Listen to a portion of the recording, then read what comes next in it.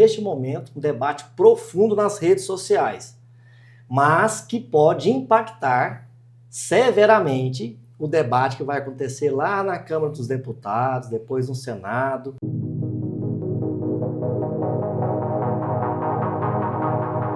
Está começando mais um NicoleCast, o podcast de uma empresa jurídica mais dinâmico e diversificado que você já viu, que você conhece. Porque aqui nós falamos e tratamos de tudo mesmo, de todos os assuntos, tanto jurídicos como dos mais diversos que possam impactar a sua vida.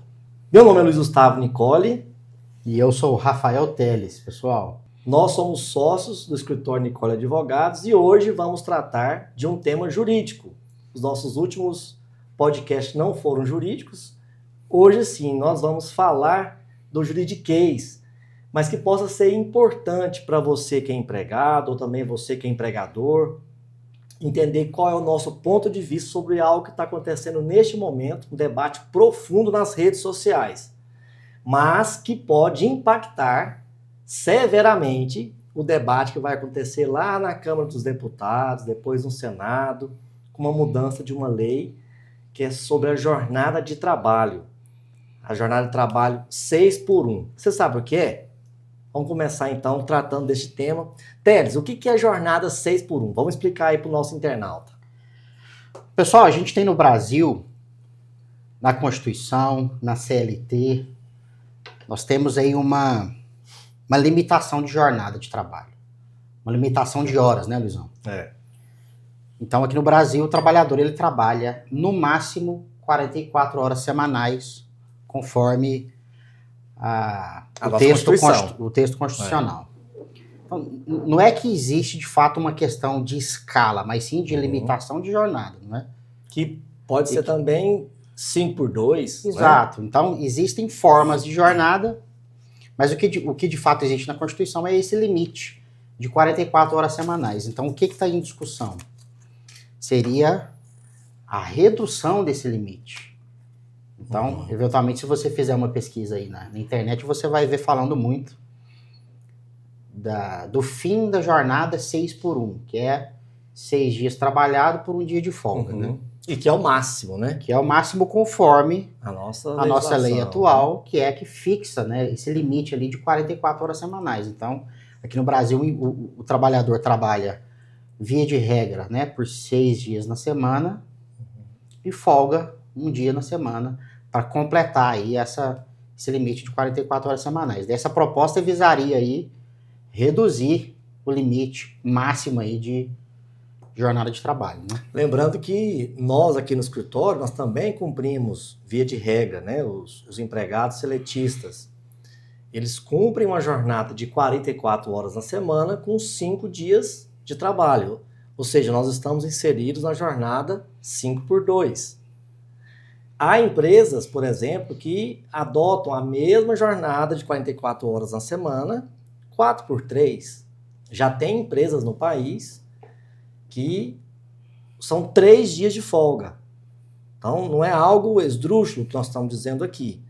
Então, nesse limite de 44 horas na semana, nós poderíamos ter 4x3. Agora, a questão que está sendo proposta por uma deputada do PSOL, e aí, interessante apontar isso, porque já está sendo apontado que é uma visão de esquerda, de uma defesa de uma legislação com um emblema esquerdista. Eu estava lendo nos jornais hoje dizendo justamente sobre isso. Não estou aqui falando de ideologia, nem combatendo nada, mas é uma proposta de uma parlamentar da deputada federal de esquerda. A proposta dela é que seja as 44 horas reduzidas para 36, com uma jornada 4x3 e sem alteração no salário. Então são 3 pontos. Nós, de fato, precisamos ampliar esse debate. Nós já gravamos vídeos, eu já falei sobre isso rapidamente, perguntando qual era a opinião, né? Tem um vídeo nosso no TikTok que tem mais de 200 mil visualizações. Tamanha repercussão. Não é só no nosso perfil. O perfil das redes sociais de outros canais, jornais, então está repercutindo muito. Então nós trouxemos aqui esse debate para a mesa do Nicole Cash justamente para a gente começar a entender. E aí eu fazendo algumas leituras hoje de jornais, artigos, achei um artigo interessante do lado financeiro, que eu acho que esse é o ponto, né? Não é simplesmente alterar a norma e deixar para ser apresentada uma prática por categoria, por exemplo. Para nós aqui seria difícil adaptar? Não. Para dentro da nossa atividade do escritório não seria difícil. Mas talvez para uma indústria seria difícil. Sim. Né? Então, nesse sentido, Teles, o que você tem visto aí nos seus canais de leitura a respeito desse tema? Olha, eu vou deixar aqui uma breve opinião e só fazer um comentário aqui também para ampliar aquilo que o Dr. Nicole já adiantou, né? Então, nós estamos falando aqui de um limite de horas por semana e há uma discussão para reduzir esse limite de horas no Brasil.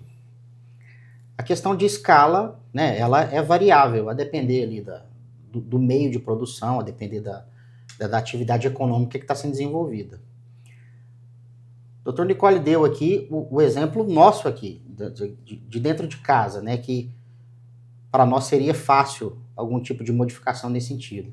Mas há setores que trabalham, principalmente setores industriais, né, que trabalham com o chamado turno ininterrupto de revezamento, ou seja, a produção daquela atividade ela não para, ela não pode parar. Imaginem vocês qual seria o impacto econômico disso a partir de um momento em que, por lei, esse limite de horas trabalhadas por semana fosse reduzido e essas empresas, eventualmente, teriam que contratar mais e mais e mais empregados para conseguir manter a sua produção. E, nesse sentido, sem reduzir os salários, né? Vejam o impacto financeiro disso. Quem que vai pagar a conta? Pensem nisso. Vejam que interessante.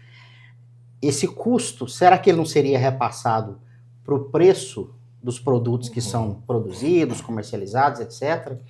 Será que isso aí não vai, de fato, voltar para o bolso do próprio trabalhador? Será que isso aí não vai ser um fator de aumentar a inflação, inclusive? Eu creio que sim.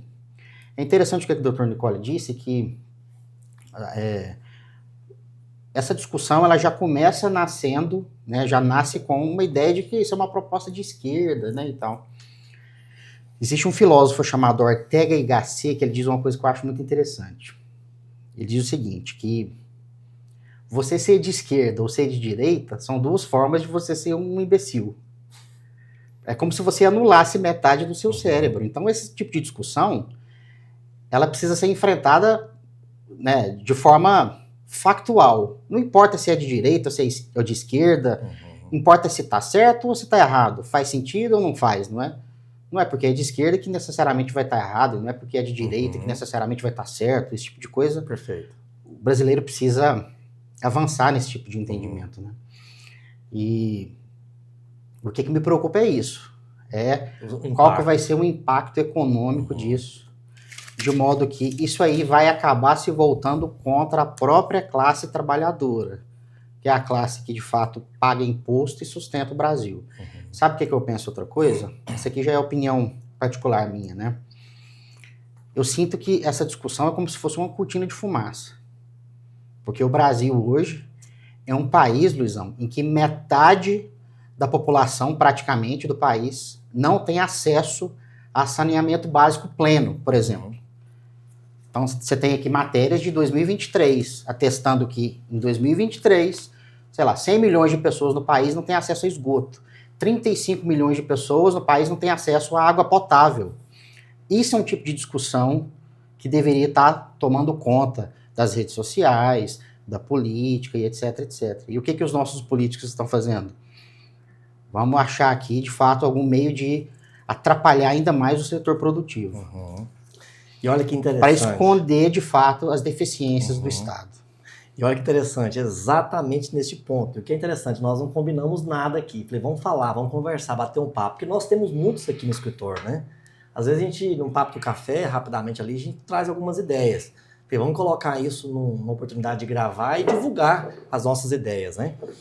E a deputada, ela traz a justificativa da proposta legislativa dela, e dentro da proposta legislativa, um dos pontos que justifica a redução da jornada é a qualidade de vida.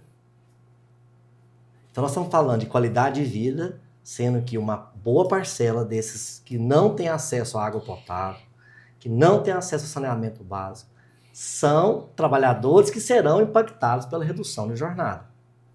E aí eu fiquei pensando, imaginando assim, ele vai deixar de trabalhar sexta-feira para fazer o quê?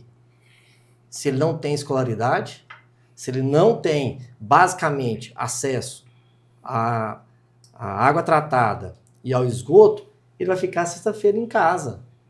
Fazendo o quê? Será que essa é a mudança que nós estamos precisando? De impactar um crescimento econômico do país? Exato, e veja que interessante, porque as pessoas que defendem a proposta, eu digo o seguinte, isso precisa ser discutido. Uhum. É claro que é importante a gente discutir a questão do direito ao descanso, é claro, isso é óbvio. Mas vejam que interessante, os exemplos que são dados, né, de países em que a jornada de trabalho é menor que a brasileira, né, são países de primeiro mundo, em que a qualidade do trabalho, ela compensa a quantidade. Vejam que interessante, a gente deveria estar fazendo esse tipo de raciocínio, porque se o Brasil é um país em que os trabalhadores eles estão cada vez mais chegando no mercado de trabalho sem qualificação, talvez até por causa de uma questão já primária, né, de necessidade escolar. Então, não faz muito sentido a gente ficar discutindo quantidade de horas sem antes conseguir resolver o problema da qualidade, porque é só o empregado qualificado, o trabalhador qualificado, o profissional qualificado, que consegue, eventualmente, ter uma produção ali necessária em menor tempo e etc. Então, me parece que são discussões que deveriam vir antes. Depois de resolvido esse problema, aí sim a gente discute. Então, peraí. Vamos dar uma reduzida? Vamos, dá para fazer. Nós temos que pensar ainda, antes de falar talvez em redução de jornada, porque o ponto é interessante, né? Sim, claro. 2 pontos que eu vou trazer. No Canadá, a média da jornada semanal são 32 horas. Na Alemanha, 34. Na Holanda, 31,6. E nos Estados Unidos, 38. Então são países de primeiro mundo, que têm um acesso maior a uma série de questões que o país não tem, como saneamento, água potável, escolaridade e por aí vai. Então eles têm assim uma média de jornada semanal menor. Mas também há uma mudança na legislação, há uma diferença na legislação. Por exemplo, nos Estados Unidos, ela não se discute com a igualdade do país, né, no Brasil. Lá é bem diferente, lá se paga por hora. As discussões, né? são totalmente diferentes. Né? Contextos então, muito diferentes. Esse é um ponto interessante. Um segundo ponto, no Reino Unido, essa jornada 4x3, ela já está inserida em 2, milhões de trabalhadores. Um percentual desses trabalhadores, 39% tiveram menos estresse. E 71% tiveram uma redução na síndrome de burnout. Então, são pontos que, de fato, podem impactar. Mas sabe onde eu acho que pode impactar ainda mais, que o Brasil precisava investir? No meio ambiente de trabalho. Qualidade. Qualidade não só de vida social, mas nós temos aí várias empresas, nós estamos falando até hoje de trabalho escravo no país. Né? Trabalho escravo é um termo pejorativo, porque é um trabalho degradante, o mais correto, né? Então nós estamos dizendo até hoje que no país há trabalhadores em ambiente degradante, insalubre, que eles não têm o básico de uma qualidade de serviço a ser prestado, não tem uma ergonomia, não tem uso de EPIs, porque culturalmente o país ainda precisa avançar muito nesse ponto. E aí nós estamos tratando já em relação a reduzir a jornada. Mas será que reduzir a jornada vai melhorar esses pontos? Então nós precisamos de avançar em outros pontos que podem impactar na qualidade de vida muito mais severamente Sim. do que a redução da jornada. Sim, a impressão que dá de fato é essa, né? Que é uma discussão muito precoce. Existem outros assuntos aí fundamentais que ainda precisam ser resolvidos até que a gente chegue nesse ponto. Poxa, a gente consegue então agora, a partir de agora, já que a casa está limpa, sair um pouco mais cedo, né? Exatamente. É basicamente isso. E aí eu trago um outro ponto interessante. Na nossa fazenda, nós estamos lá com 30 empregados, todos eles batem cartão de ponto, o que não é muito comum no ambiente rural. Pelo contrário, no ambiente rural as pessoas trabalham 10, 12, 14 horas por dia. Então, na nossa fazenda, nós temos lá cartão de ponto, pagamento de horas extras, jornada em 2 escalas, a escala madrugada-dia e dia-noite, que começa a operação do leite às 4 da manhã e vai encerrar por volta de meia-noite. Então, esses trabalhadores recebem adicional noturno. Então, nós temos ali uma gestão da jornada de trabalho desses trabalhadores. Mas grande parte das fazendas não tem isso. Isso, para nós, no caso da operação, vai impactar severamente. Pois é. Nós teremos que ter mais um empregado para cobrir toda a jornada que precisa para a realização do serviço lá de ordem mecânica, né? E aí vem a questão. Para o empregador rural, que ele vende um produto, no caso nosso, é o leite, e que nós não pomos preço no leite, o leite nós vendemos, entregamos para as cooperativas e elas que dão o preço de acordo com o mercado do nosso produto. É o único produto no mundo que o produtor não põe preço. Quem põe é a indústria. Entendeu? Captou a mensagem? Né? Nós aqui pomos preço dos nossos serviços advocatícios. Se você produz um tijolo, você fala que o milheiro custa tanto e você põe preço na sua mercadoria. O produtor do leite, não. Quem põe preço é a indústria. A mesma coisa é a carne também, não é só o leite, a carne também. O produtor aí ele vai ficar só com o prejuízo. Ou seja, ele não vai poder nem repassar o prejuízo. Nós não vamos repassar. Ele vai parar de produzir. Vai aumentar o nosso custo. Ele vai parar de produzir. E nós estamos vendendo o leite hoje a R$ 2,20. Nós estamos tendo aí em torno de 10% de lucro alguns meses do ano. 8%, 6%, 5%, e tem meses que não tem lucro.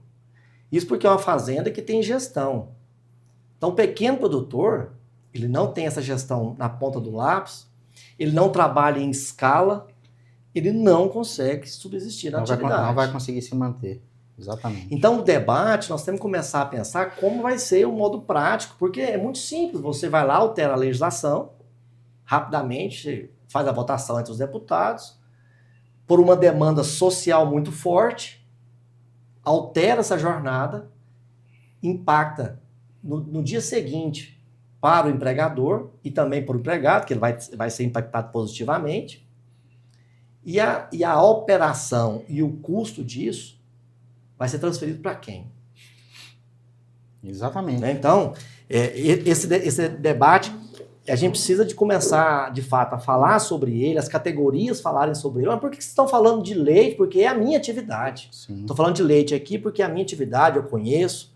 Mas nós também conhecemos empresas, que nós advogamos também para empresas, sabemos da realidade das empresas que trabalham 24 horas, empresas que trabalham 12 horas por dia e que já manifestaram para nós nas redes sociais que eles não têm condições de repassar isso para o preço deles. Que se ele repassar para o preço, ele perde mercado. Exato. E veja que interessante, do ponto de vista jurídico, nós que lidamos com direito do trabalho, para nós isso é muito claro. A jornada ela já é flexibilizável, né, mediante acordo coletivo. O sindicato pode eventualmente fazer ali um tipo de ajuste nesse sentido para que a jornada seja reduzida e compensada. Poxa, isso já existe, essa possibilidade, essa flexibilização, ela já é real.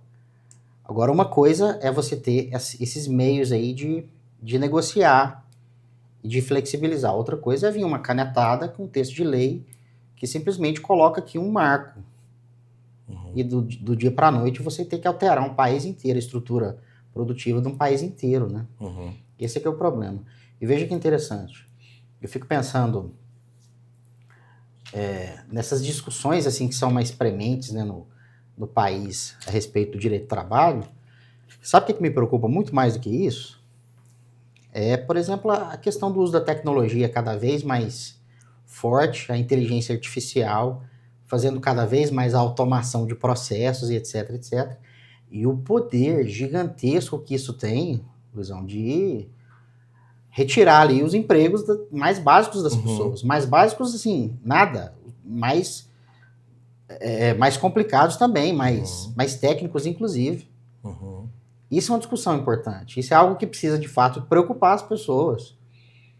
Porque imagina a questão do desemprego cada vez mais forte, num país que as pessoas estão cada vez menos preparadas, habilitadas ali nas suas atividades, né? A capacitação ela não é a contento, igual deveria.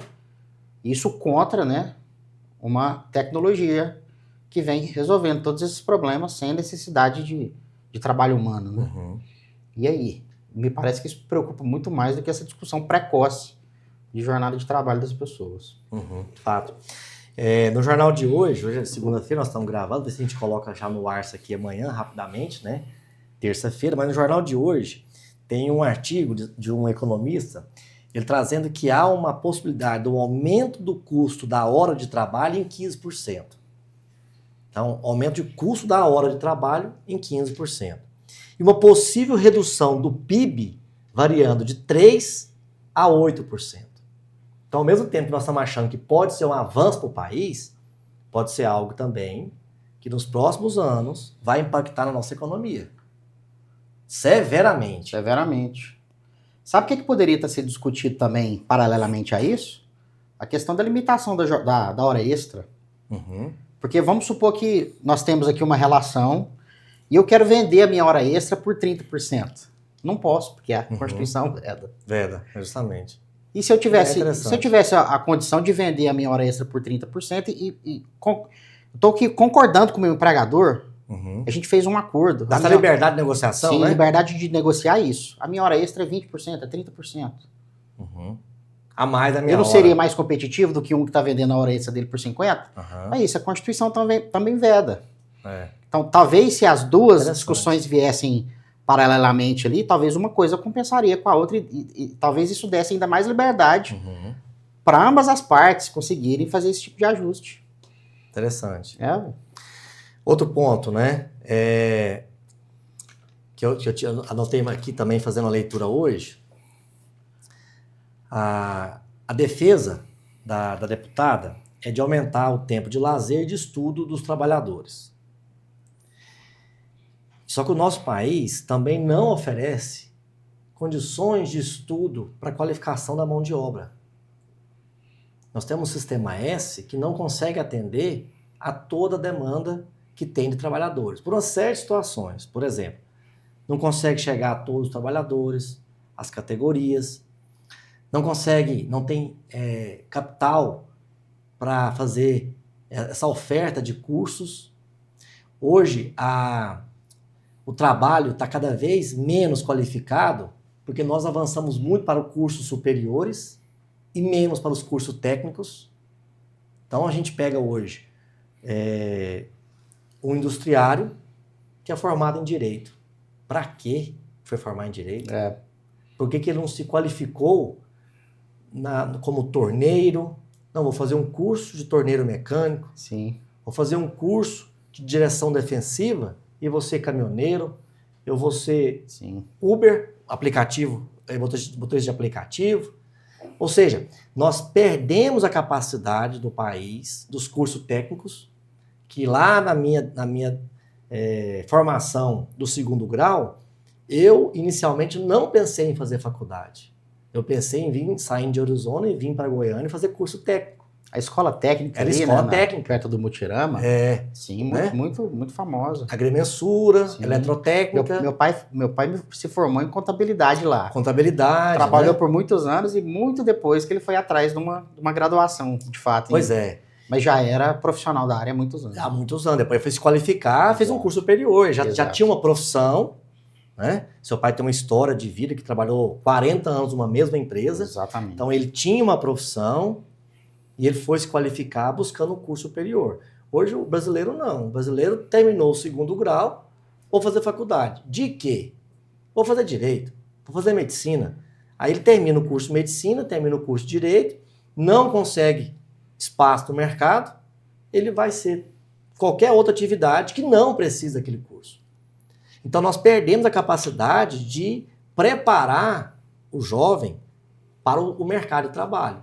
A preparação não é simplesmente fazer um curso superior. De forma alguma. Né? Então, tem muita coisa para nós discutirmos, de fato, o que nós vamos fazer com essa população toda que vai ficar um dia mais à toa. E aí eu penso na periferia, né? Nas regiões mais periféricas da cidade. Sexta-feira, todo mundo forgado. E é isso, a gente está discutindo aí essa questão de horas de trabalho com esse pressuposto, né, de que estamos aqui preocupados de fato com a integridade do nosso povo, enquanto metade da população brasileira não tem sequer acesso a saneamento básico, pleno. Básico. Então, coisas primárias, o Brasil ainda engatinha e a gente já está querendo discutir, né, coisas que de fato não fazem o menor sentido nessa altura do campeonato. Estamos passando o carro por cima dos bois aí, né? Perfeito. Então é isso, né? E para concluir, eu vi uma frase em destaque de um jornal que esta redução de jornada agiria muito mais como freio à economia do que crescimento do bem-estar da população. Não tem a menor dúvida. Então, é isso, esse é o Nicole Cast. Foi um papo de alguns minutos aqui falando sobre a redução da jornada, dando o nosso ponto de vista, a nossa preocupação, e nós que trabalhamos com o direito do trabalho, que é a nossa matéria específica que envolve essa discussão, acreditamos, acho que numa conclusão final, que este não é o momento de redução da jornada. Nós temos muito a avançar ainda, né? Tem uma legislação que fala sobre o saneamento básico, que ela venceria em 2026, salvo engano, dando um prazo final para as prefeituras avançarem o saneamento básico para toda a cidade, e esta lei, inclusive, será alterada por uma nova lei, mudando essa data final para 2030. Por quê? Porque a população, né, as cidades do nosso país não conseguiram atingir esse objetivo de levar acesso à água potável e o saneamento básico a metade da população no prazo que está estabelecido inicialmente em 2026. E nós estamos falando em redução de jornada. Exato. Então E outra coisa, estamos chovendo no molhado de algum modo, porque, ressaltando mais uma vez, a possibilidade de flexibilização das jornadas já existe. Isso já existe, né? Não seria necessário, de fato, aí, avançarmos por uma emenda constitucional para conseguir discutir essa questão aí da flexibilização da jornada do trabalhador brasileiro. Eu acho que essa proposta ela não vai adiante, ela vai ser engavetada, porque essa proposta já existe desde já foi discutida uma mudança vezes, em 88, em 90 teve uma mudança, sim, inúmeras né? vezes. Teve um pedido de mudança, depois em 96, salvo engano, novamente, 2019 teve outro pedido, 2022 teve outro. Já voltou então, umas 10 vezes. É mais um que vai ser engavetado, não vai adiante, e eu espero que isso seja, por enquanto, pelo menos por enquanto, é um momento que o país precisa de segurar essa discussão, porque há outras muito importantes para serem realizadas, e fica a nossa opinião, então, nesse sentido. Obrigado a você que acompanha o Nicole Cast. Até uma próxima oportunidade. Valeu, pessoal. Um abraço.